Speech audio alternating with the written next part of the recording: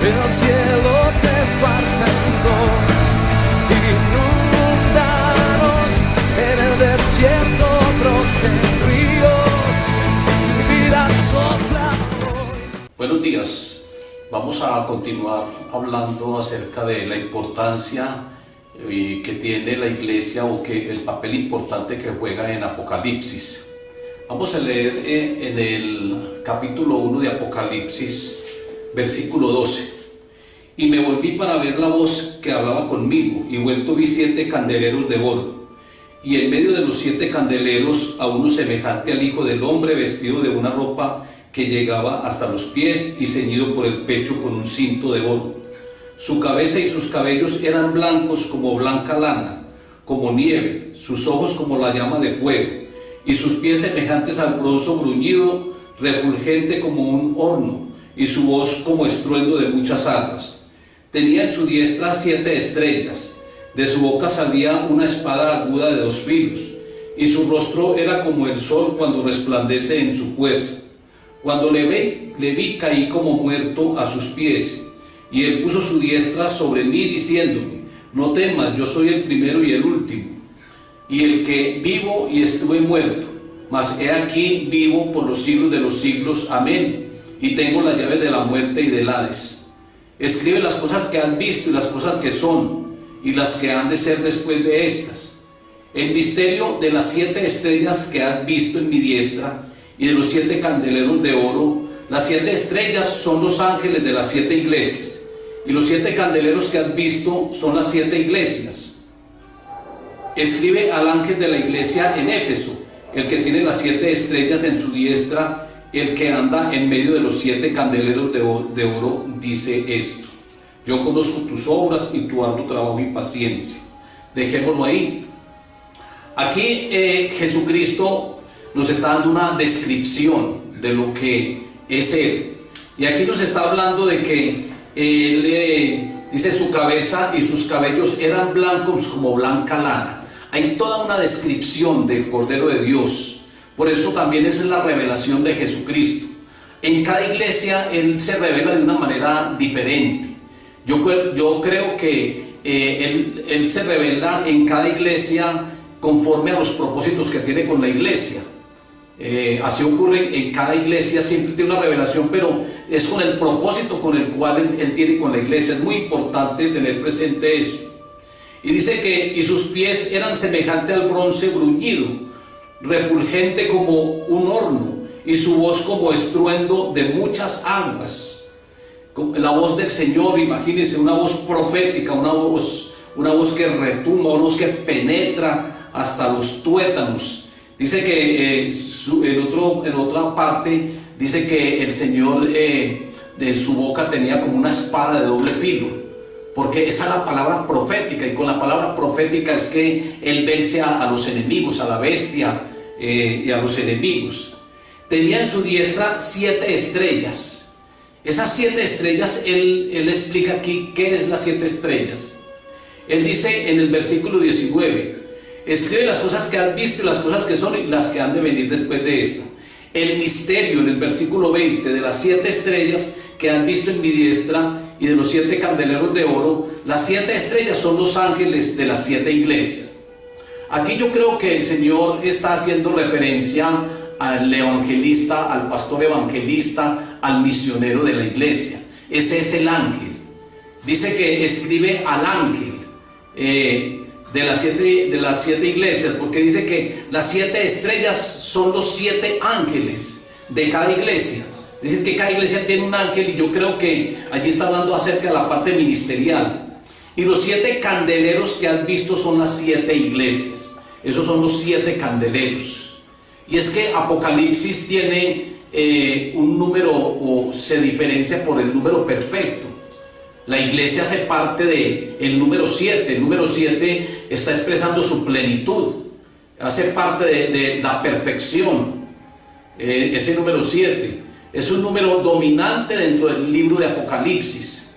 Se habla de las 7 iglesias, se habla acerca de 7 cartas, se habla acerca de 7 espíritus. Apocalipsis 1:4, se habla de los 7 candeleros de oro, que son las 7 iglesias. se habla de las 7 estrellas que son los ángeles, de 7 sellos, de 7 personajes, de 7 ángeles, de 7 copas de la ira, de 7 trompetas que habrán de tocarse y a la final trompeta van a ocurrir los juicios de Dios, de 7 señales, de 7 plagas, de 7 ayes. Los ayes son los quejidos del mundo entero, del universo, cuando el juicio de Dios esté acá en la tierra. Y se habla de las 7 cosas nuevas.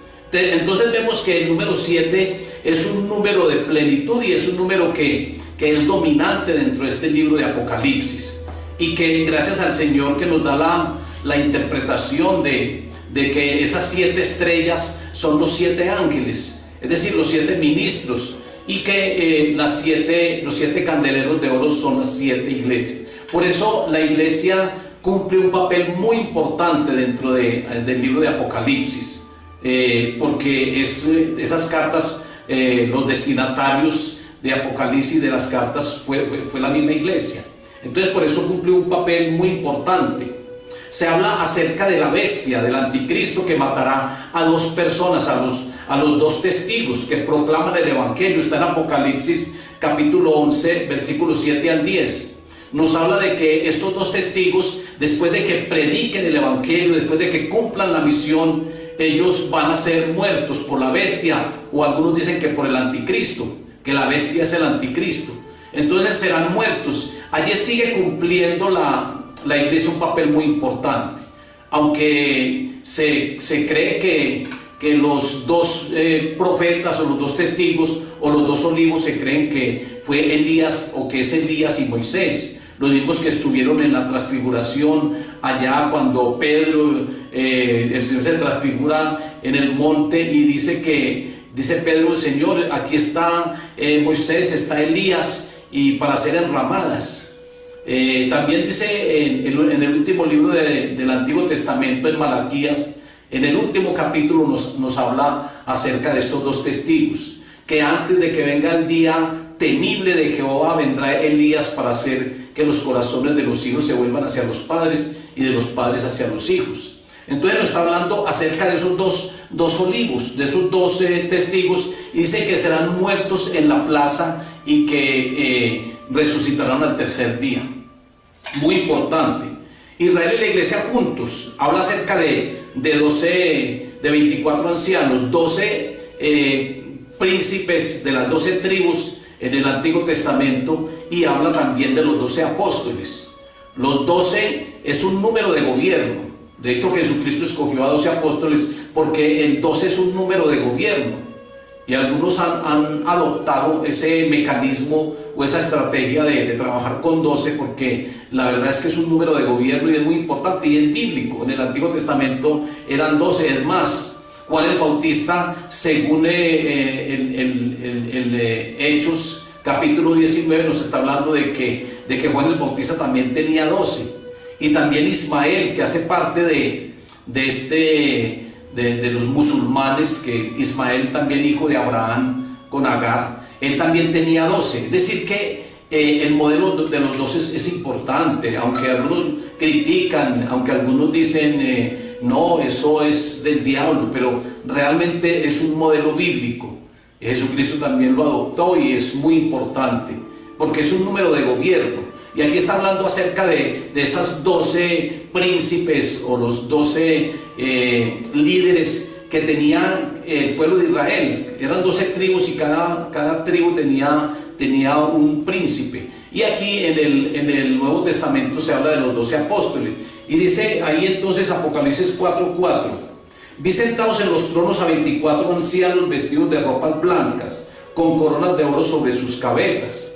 24 ancianos. Yo creo que son los 12 príncipes de las tribus de Israel y los 12 apóstoles. 24 ancianos que dicen que tenían coronas de oro y estaban sentados frente al Cordero y tiraban las coronas a sus pies. Entonces ya también vimos que Apocalipsis tiene un propósito muy importante y es de manifestar a sus siervos las cosas que han de suceder pronto. Y sus siervos, está hablando de los siervos, es decir, aquellos que están para el servicio. Y también habla de Juan como el siervo. Dice que el Señor manda a través de su ángel al su siervo Juan, le da una visión de todo lo que va a acontecer. Entonces habla acerca de los siervos, porque es que los siervos son los que trabajan en la obra de Dios. Yo por eso digo que dos iglesias que no tuvieron reproche fueron dos iglesias que estaban completamente trabajando en la obra de Dios. Yo creo que cuando uno trabaja completamente en la obra de Dios, allí no hay opción de uno fallarle al Señor, no hay opción de ningún reproche, porque uno solamente tiene la mente preparada para trabajarle al Señor, para predicar el Evangelio, para ir de un lugar al otro. Entonces lo que tiene allí uno son fortalezas. Y estas dos iglesias que no tuvieron reproche por parte del Señor fueron la iglesia de Filadelfia y la iglesia de Esmirna. La segunda iglesia, la de Esmirna, y la sexta, la iglesia de Filadelfia.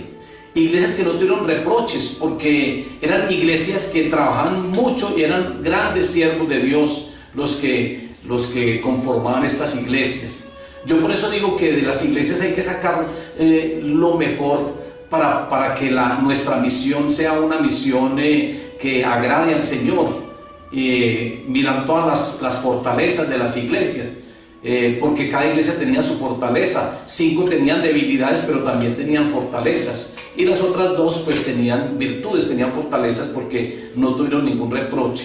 Entonces mirar lo malo de las iglesias, de las 5 iglesias, para uno corregir y no caer de pronto en un problema de esos, y mirar las 2 que no tuvieron reproche para conformar una misión que agrade al Señor y que nosotros tampoco tengamos reproche cuando el Señor venga, que el Señor nos halle vigilando y que el Señor nos halle en santidad, y que el Señor que podamos calificar para poder irnos con el Señor. Es muy importante. Entonces ahí dentro de los propósitos es que nos habla de que tiene ese propósito de mandar los mensajes a los siervos para que ellos sepan cuándo es que van a llegar las cosas, cuándo van a suceder las cosas. Entonces esto es muy importante.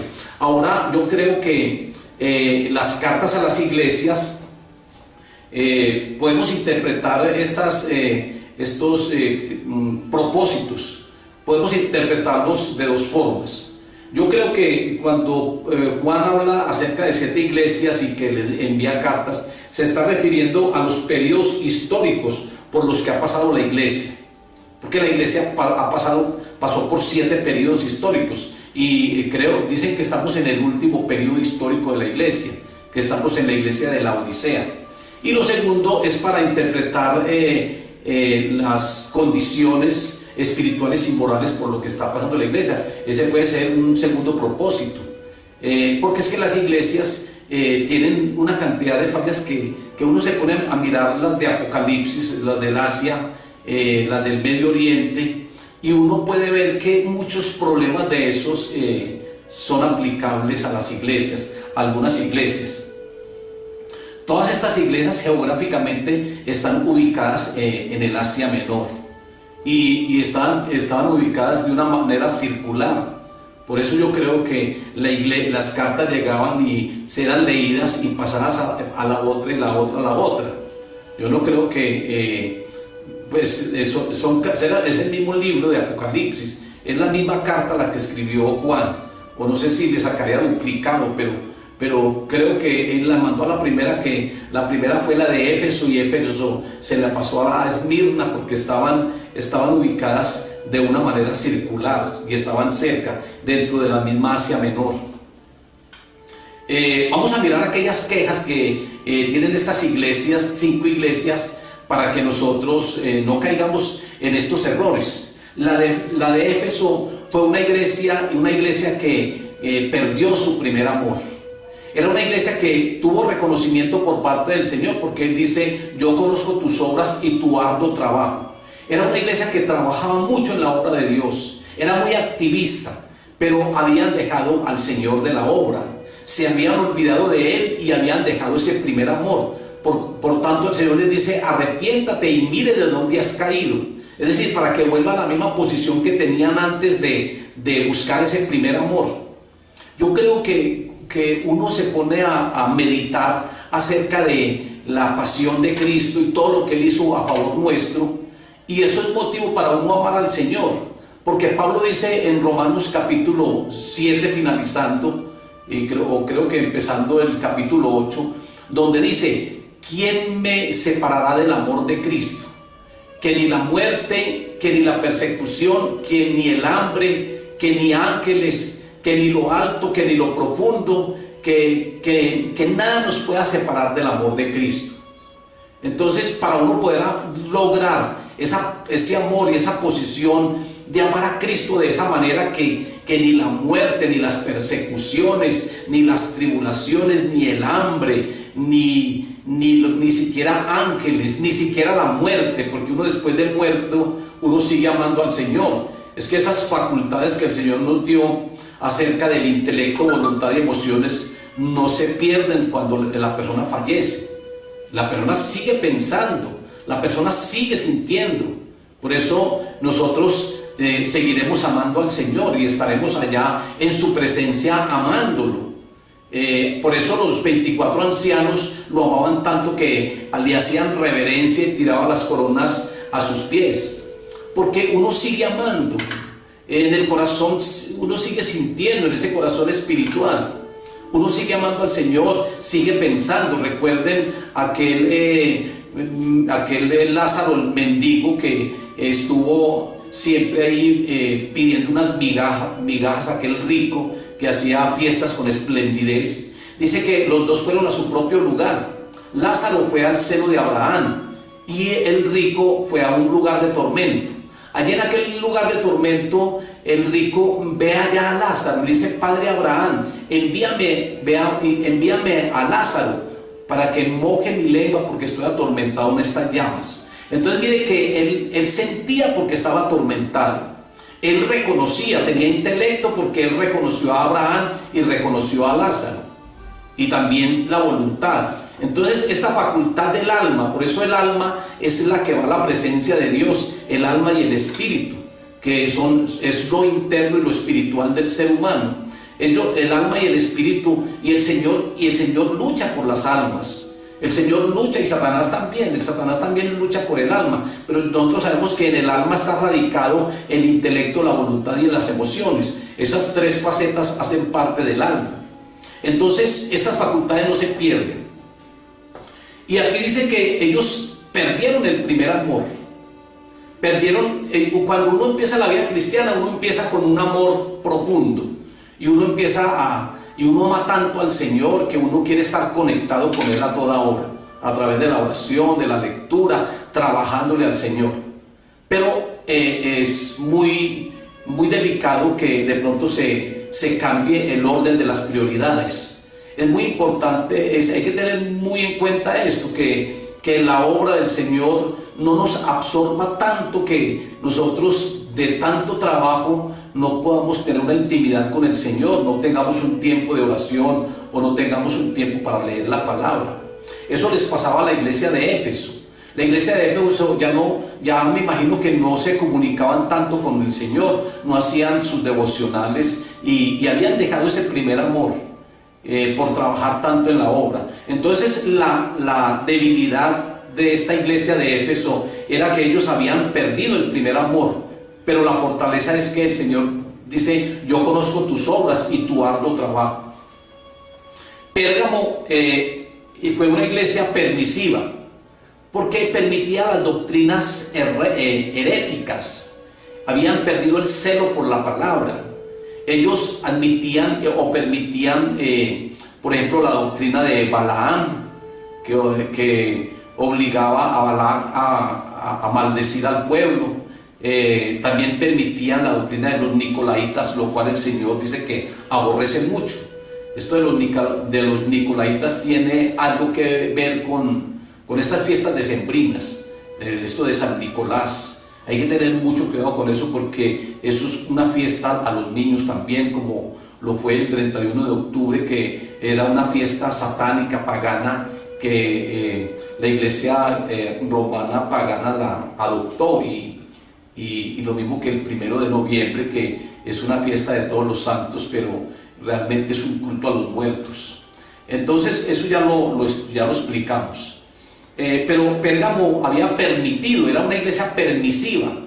Por eso debemos de tener mucho cuidado con el púlpito, de no soltarlo a nadie no conocido o que no esté bien referenciado, porque desde ahí del púlpito pueden causarle mucho daño a la iglesia a través de las enseñanzas heréticas. Hay que tener celo por el púlpito, no podemos soltar el púlpito a cualquier persona.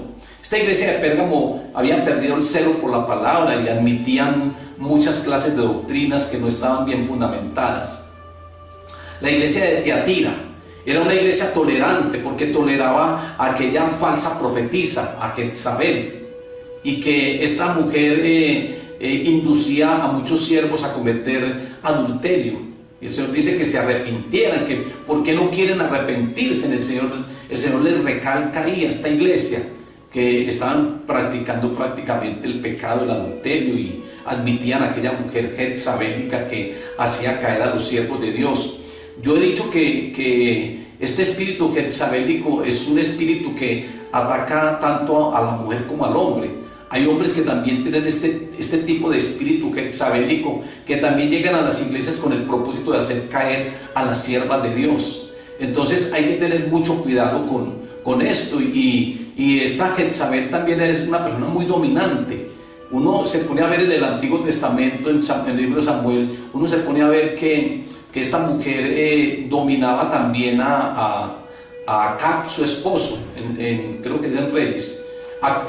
Dominaba mucho a Acab, era la que tenía el control, mejor dicho, era como la cabeza del hogar. Es que hay personas que a veces le quitan la autoridad al esposo, cuando la Biblia dice que el hombre es cabeza del hogar. Ahora, claro que el hombre tiene que ser responsable, porque es que muchas veces la mujer tiene que tomar el mando en la casa, porque él es un irresponsable que no trabaja, que está dando mal testimonio. Entonces la mujer tiene que tomar la iniciativa y establecer algunos reglamentos. Está la iglesia de Sardis, que es una iglesia de mucho formalismo extremo. Es una iglesia que el Señor les dice: ustedes son ustedes dicen que están vivos, pero ustedes son unos muertos, unos desventurados, dice el Señor, porque ustedes están muertos. Ellos decían que estaban vivos y que tenían mucha unción, pero no tenían nada de unción, estaban muertos espiritualmente. Entonces esa es la iglesia de Sardis, era una iglesia de mucha inactividad, muertos. Miren que esto es muy importante, como les dije en un inicio, para que nosotros tomemos ejemplo y no caigamos en estos errores. Estos son los reproches y las quejas que el Señor tiene contra estas iglesias. La iglesia de la Odisea era una iglesia tibia, la tibieza de la Odisea. Mucho engreimiento espiritual, mucha ceguera espiritual, una iglesia tibia. Así también ocurre en muchas iglesias. Hay iglesias que están en tanta tibieza, y la tibieza ahora en las iglesias es mucha. Hay personas que ya no quieren tener sentido de pertenencia, hay personas que no quieren trabajar en la obra de Dios, hay personas que quieren estar claudicando entre dos corrientes, quieren estar con el mundo y quieren estar en la vida cristiana. Hay personas que van a la iglesia a adorar al Señor, y cuando salen se van a escuchar música no cristiana. Hay personas que muchas veces en la iglesia levantan las manos en un acto de adoración, pero llegan a la casa a golpear a la esposa y a los hijos. Entonces eso es pura tibieza. Hay personas que muchas veces van a la iglesia, cometen pecados, llegan a la iglesia, de pronto tienen un momento de arrepentimiento, pero salen y vuelven a continuar en el mismo pecado. Todo eso es tibieza. Y lo que vimos ahora, que estas iglesias están representando un periodo histórico, y que también están manifestando la condición espiritual de cada iglesia. Algunos dicen que estamos en la última iglesia ya, que estamos en la Odisea, en la iglesia tibia. El Señor no quiere tibieza. El Señor dice que a los tibios Él los vomitará de la boca. Lo que el Señor quiere es que nosotros estemos avivados. Lo que el Señor quiere es que nosotros estemos llenos de la presencia del Espíritu Santo. Por eso una persona no avivada o una persona no ungida tampoco podrá participar de las bodas del Cordero ni del arrebatamiento, porque eso le pasó a las 5 mujeres o a las 5 vírgenes insensatas, que dejaron acabar la unción, dejaron apagar los candelabros, dejaron acabar el aceite. Y cuando llegó el Señor, ya muy preocupadas, le dijeron a las otras 5 que les regalara aceite. Ellas dijeron: no, porque se nos acaban, vayan y compren. Y ellas, cuando fueron a comprar y regresaron, ya el Señor había cerrado la puerta. Porque tenemos que estar avivados, tenemos que estar ungidos. Es decir, que yo digo que, por eso yo digo que la unción es importante para uno participar con el Señor en el arrebatamiento. Es muy importante la unción. Y el Señor no quiere iglesias tibias, iglesias que estén ahí como entre un punto intermedio, que no son ni fríos ni ungidos o avivados. Pues si son ungidos, si están fríos, el Señor ya tomará pues sus juicios y sus reprensiones si están fríos. Pero el Señor dice: yo no quiero tibios, porque es que los tibios, ahí el Señor como que estás a las puertas de aquellas personas y no están ni adentro ni afuera. Dice: he aquí, yo estoy a la puerta y llamo. Eso hace parte de este Apocalipsis, de estos capítulos. Yo estoy a la puerta y llamo. Si alguno oye mi voz y abre la puerta, yo entraré a él y cenaré con él, y estaremos en las bodas con el Cordero. Pero el Señor está a las puertas. Es decir, una persona tibia no tiene al Señor ni adentro, ni lo tiene tan lejos. Está en un punto intermedio donde el Señor está ahí como ya para entrar, o afuera y como con deseo de entrar. Pero hay que ser muy radicales en cuanto a esto. Debemos de cada día, por eso yo digo que los evangelistas y los misioneros son personas muy ungidas, y de hecho el Señor pues los respalda mucho. En Mateo capítulo 28 nos habla acerca de la gran comisión. Dice: ir y hacer discípulos a todas las naciones, bautizándolos en el nombre del Padre, del Hijo y del Espíritu Santo. Y aquí yo estaré con vosotros todos los días hasta el fin del mundo. Es decir, que mire que el Señor dice que yo estaré con vosotros todos los días. Cuando uno cumple esa gran comisión, cuando uno va y lleva el evangelio, cuando uno es un evangelista que está sirviéndole al Señor. Ahí en el capítulo 1 del versículo 1 nos habla que la carta era escrita para aquellos siervos, los siervos de la iglesia, pero que son servidores, porque el Señor dice que el que sirve será grande en el reino de Dios. Así que esto lo confronta a uno mucho, esto lo motiva mucho a uno a trabajar mucho en la obra. Pero el Señor no quiere tibiezas realmente. Y como les digo, muchas iglesias y muchas personas, cuando hablo de iglesias estoy hablando de las personas, no estoy hablando de los locales, no estoy hablando de una denominación en especial, estoy hablando de la gente, de los cristianos, cuando hablo de la iglesia, porque la iglesia somos nosotros. Y hay muchas personas que están pasando por esa tibieza, que han dejado el celo por la palabra, que el mandamiento se ha vuelto gravoso, que a veces van a la iglesia, otras veces no van, a veces hay algún programa y para ellos es más importante el programa y se van para hacer su programa. Ahora dicen que para la época de diciembre se reduce mucho la asistencia en las iglesias. Está bien que muchos hermanos y hermanas aprovechan las vacaciones de los hijos para salir a visitar a sus familiares. Está bien, pero hay otros que no, hay otros es que se dedican a las festividades y olvidan la iglesia. Y por allá en enero a mediados están regresando, y están regresando muy arrepentidos por lo que hicieron.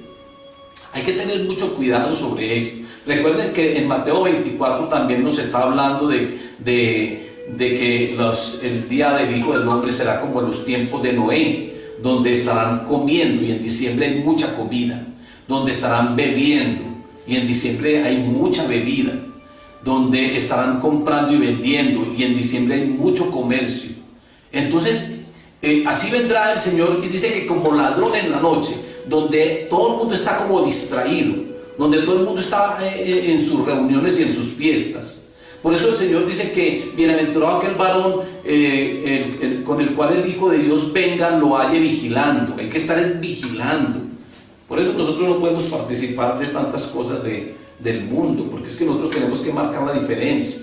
Nosotros no podemos acomodarnos a la corriente de este mundo, no podemos moldearnos a este mundo. Recuerden que el que se hace amigo del mundo se constituye enemigo de Dios, y que el que ame al mundo, el amor del Padre no está en él. Entonces vamos a mirar algunas características que tienen estas iglesias en común.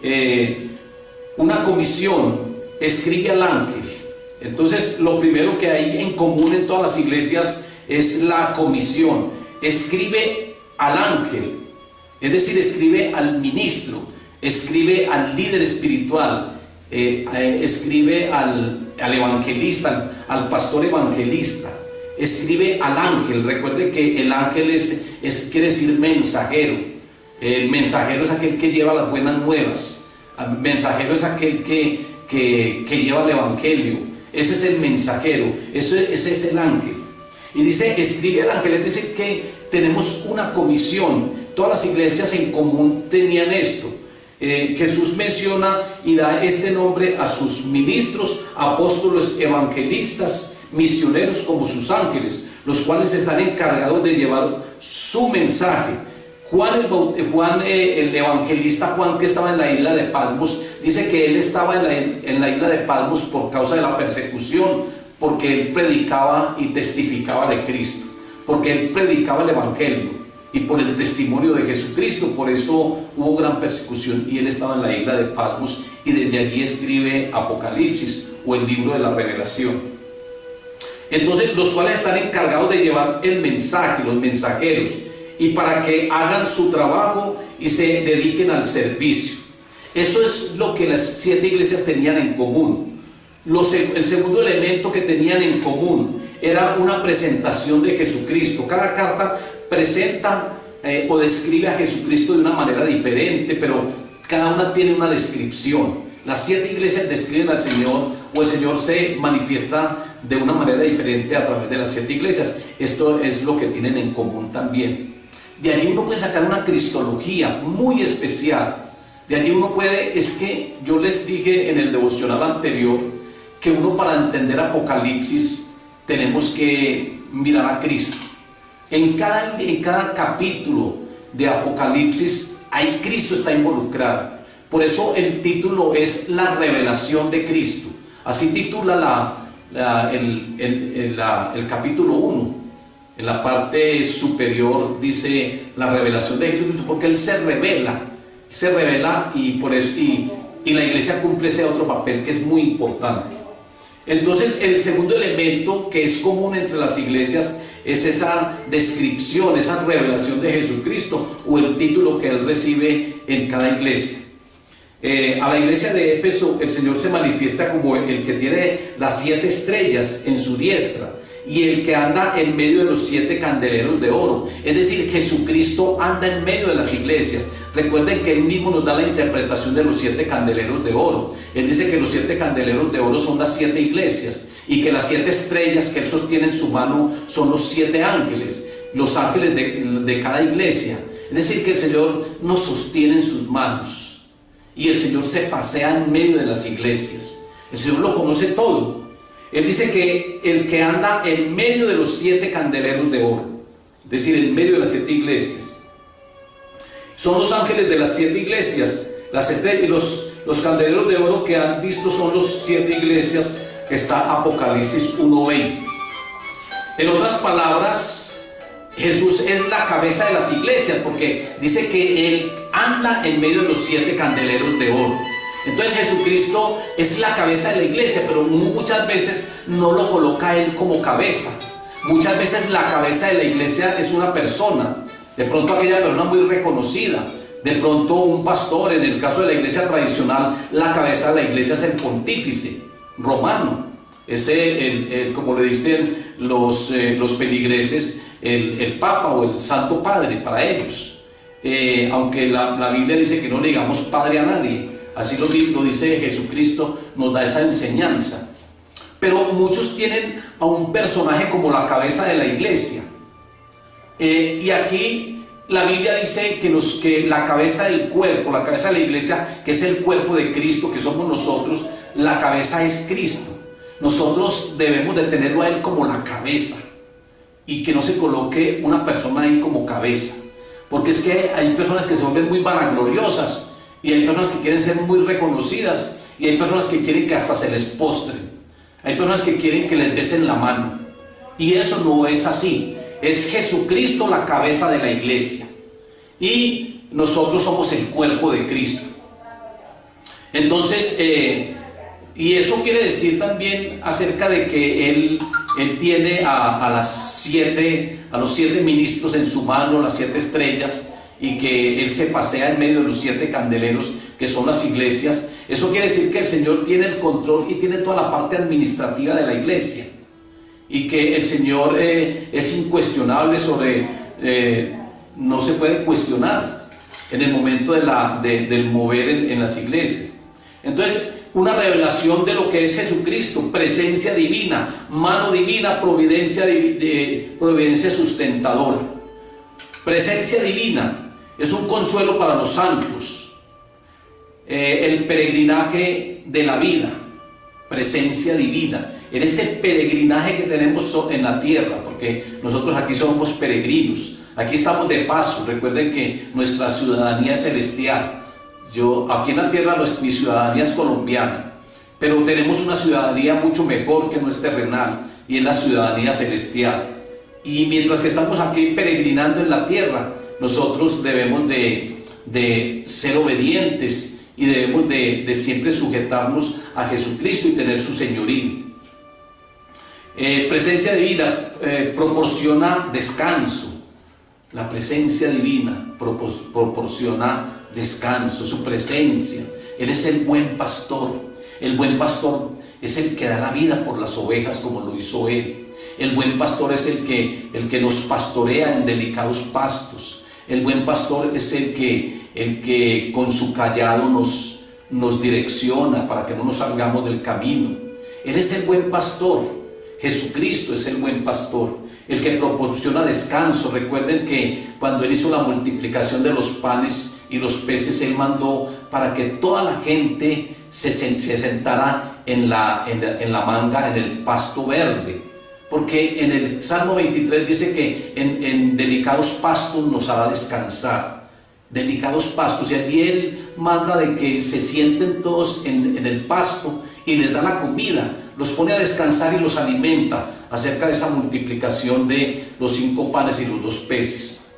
Él es el que nos proporciona descanso. Él es el que nos dice: venid a mí los cansados y trabajados, y yo los haré descansar.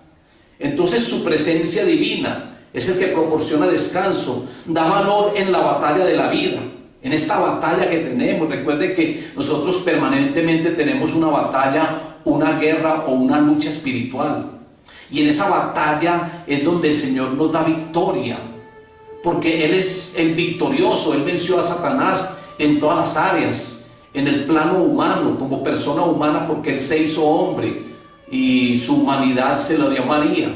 María le dio la humanidad a Cristo y Él se hizo hombre a través de María. Pero en ese plano humano, el Señor vence a Satanás en todas las áreas. Satanás dice en Hebreos que Jesucristo fue tentado en todo, pero sin pecado, porque Él venció siempre la tentación. Él venció la batalla espiritual, Él venció la guerra espiritual, y el Señor es el que nos da valor en medio de esa batalla espiritual que también nosotros permanentemente tenemos. Es un consuelo en las pruebas. Jesucristo es un consuelo cuando nos llegan las pruebas. Él nos fortalece.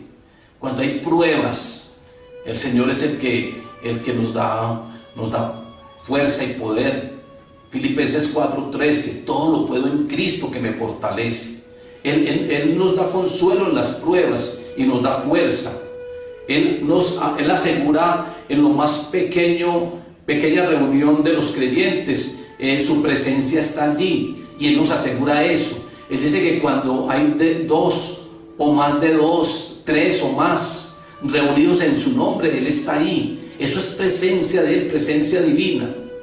Y también nos promete en el texto de Mateo 28 que Él estará con nosotros hasta el fin, que Él estará con nosotros todos los días hasta el fin. Ahora también es la mano divina. sobre los hombres para bendecirlos. El Señor nos bendice. Recuerden que la bendición de Jesucristo era diferente a la bendición tradicional, que dice la palabra en Marcos capítulo 10, que le presentaban a los niños para que orara por ellos y los bendijera. Y Jesucristo les hacía imposición de manos, le colocaba las manos en la cabecita a los niños y oraba por ellos. Y los apóstoles que trataron de quitarlo, los apóstoles, Jesucristo les dice: no se lo impidáis, dejad a los niños venir a mí, porque de los tales es el reino de los cielos. Pero él oraba de esa manera. Es que uno tiene que orar es a través de una imposición de manos y a través de desearle lo mejor a la persona. Que Dios te bendiga, que Dios te guarde, que el Señor siempre esté contigo, que el Señor sea librándote de toda tentación. Y esa es la manera de orar por una persona, y más con nuestros hijos. Entonces su mano divina es para bendecirnos. Su mano divina sobre los hombres es para disciplinarlos también. Pero hay una bienaventuranza también para aquellos que reciben la disciplina de parte del Señor, porque dice que el que sea disciplinado por el Señor es bienaventurado. Que bienaventurado el varón que soporta la disciplina. Lo delicado es cuando el Señor no disciplina, porque dice que son bastardos, pero que dice la palabra que el Señor al que ama, a ese disciplina. Entonces, por amor, es como uno con un hijo. Uno a un hijo que se comporta mal, uno lo disciplina, pero uno lo hace con amor y con el propósito de que el hijo se corrija de ese mal proceder. Así es el Señor con nosotros. Él dice la palabra que Dios al que ama disciplina para corregirlo, para que no se pierda. Entonces, a veces la disciplina del Señor también es muy necesaria. Ahora, la providencia sustentadora. El Señor apoya al débil. Eso todo está aquí en Apocalipsis. Apoya al débil. El Señor nos preserva al creyente fiel, lo preserva. Es una palabra de alabanza de parte de Cristo, la providencia sustentadora. La providencia, el Señor es el que nos provee. La providencia viene de parte de Dios. Él es nuestra providencia, Dios es nuestro proveedor. Es una palabra de alabanza por parte de Cristo. Yo conozco tus obras y tu arduo trabajo. Es algo muy especial de parte de Dios. Vamos a dejarlo allí y mañana seguimos hablando más, porque como les dije hace unos devocionales atrás, que hay algunas personas que me han dicho que no les da tiempo para escuchar los devocionales, porque de pronto son muy extensos y ellos necesitan laborar también. Recuerden que estos devocionales se están transmitiendo a las 5 de la mañana, y entonces ellos tienen que, mientras que se arreglan y todo eso, escuchan el devocional. Pero si uno se extiende mucho, y yo reconozco eso, pido disculpas también. Por eso voy a tratar de recortar un poco los devocionales para que tengan opción de escucharlos. Vamos a orar. Padre, yo te doy gracias, Dios soberano y Dios bueno. Gracias, Señor, por cada una de las personas que están conectadas, Señor, con este devocional. Gracias por aquellos que están en el Facebook, Señor, y los que por YouTube también ven estos devocionales, Señor. Padre, que tú los guardes y los bendigas, y que tú, Señor, nos mantengan preparados para tu venida. Dice tu palabra que nadie conoce el día ni la hora, ni siquiera los ángeles, sino solamente nuestro Padre Celestial. Y que Jesucristo viene como ladrón en la noche, y aquel ladrón en la noche no va a avisar a los dueños que va a ir a robar, sino que viene de un momento menos, en el momento menos esperado. Tú vendrás como ladrón en la noche, donde nadie te está esperando, Señor. Vendrá del momento, de repente, Señor, y por eso es necesario estar preparados y vigilando. Señor, que nosotros califiquemos para esa venida tuya, Señor, y para cuando tú vengas por la iglesia ser llevado, Señor.